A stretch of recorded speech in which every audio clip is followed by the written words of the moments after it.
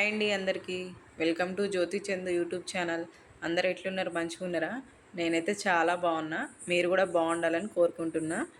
ఈరోజు వీడియోలో ఏంటంటే ఎంతో టేస్టీ అండ్ హెల్తీగా ఉండే పుట్నాల పప్పు ఉండలు ప్రిపేర్ చేసి చూపిస్తున్నా. దానికోసం అయితే ముందుగా 1 కప్పు పుట్నాల పప్పు, 3/4 కప్పు తురిమిన బెల్లం తీసుకున్నా. మనం తీసుకున్న ఈ పుట్నాల పప్పునైతే లైట్గా వేయించుకోవాలి. మరీ కలర్ చేంజ్ అయ్యేంత వరకు అయితే అవసరం లేదు. జస్ట్ చేయితో పట్టుకొని చూస్తే వేడిగా ఉంటే సరిపోతుంది. పుట్నాల పప్పు కొంచెం వేడైన తర్వాత తీసుకొని పక్కన పెట్టేసుకోవాలి. ఇప్పుడు సేమ్ అదే కళాయిలో మనం తురుముకొని తీసుకున్న 3/4 కప్పు బెల్లం కూడా వేసుకొని బెల్లం ఉండలు లేకుండా మంచిగా కరిగించుకోవాలి. కొంచెం వాటర్ పోసుకోవాలి. మరి ఎక్కువ వాటర్ కూడా అవసరం లేదు. జస్ట్ కొంచెం పోస్తే సరిపోతుంది. బెల్లం మొత్తం మంచిగా కరిగిన తర్వాత ఒక జల్లెడతోని వడగట్టుకోవాలి వేరొక గిన్నెలోకి. ఎందుకంటే అందులో కొంచెం డస్ట్ ఉంటుంది బెల్లంలో. ఎప్పుడైనా సరే బెల్లం పాకం చేసుకునేటప్పుడు అయితే కొంచెం వడగట్టుకుంటేనే మంచిది.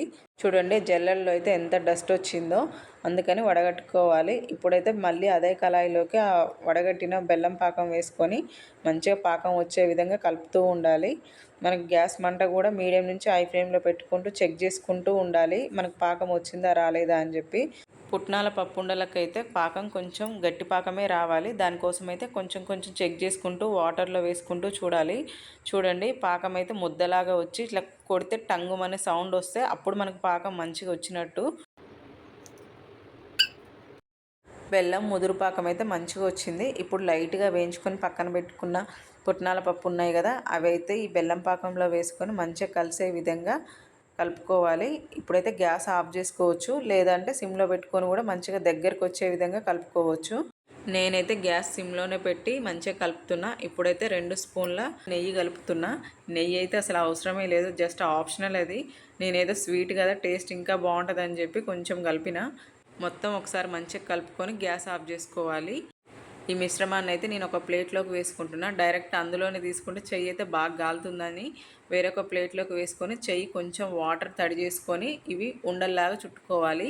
పప్పు ఉండలు అయితే వేడిగా ఉన్నప్పుడైతేనే మనకు మంచిగా లడ్డూలాగా వస్తాయి, లేకపోతేనైతే మొత్తం పొడి పొడిగా అయిపోతున్నాయి. ఎందుకంటే నేను ఎక్స్పీరియన్స్ చేసిన, ఇప్పుడు మీకు చూపిస్తా కూడా అది.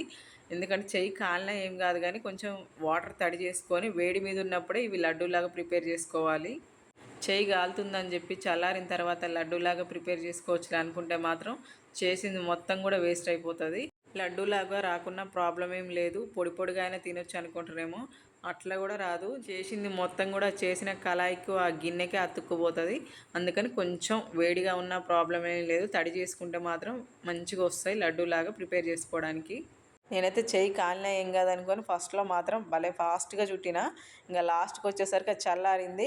చూడండి పొడి పొడిగా అయింది. ఎంత ట్రై చేసినా కూడా అదైతే అసలు ఇక లడ్డూలాగా రాలేదు. ఆ పొడినే తినేసినాం. ఇక మొత్తానికైతే మొత్తాన్ని కూడా లడ్డూలాగా ప్రిపేర్ చేసిన, ఆ కొంచెం తప్ప.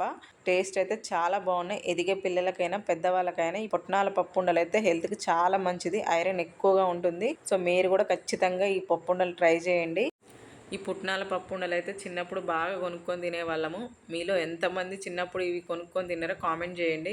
ఇప్పుడైతే యూట్యూబ్ పుణ్యమా అని చాలా వరకు హోమ్ మేడ్ ప్రిపేర్ చేసుకొని తింటున్నారు. సో మీరు కూడా తప్పకుండా ట్రై చేయండి. మీకు ఈ వీడియో నచ్చితే లైక్ చేయండి, షేర్ చేయండి, సబ్స్క్రైబ్ చేయండి, నా ఛానల్ని సపోర్ట్ చేయండి. Thank you.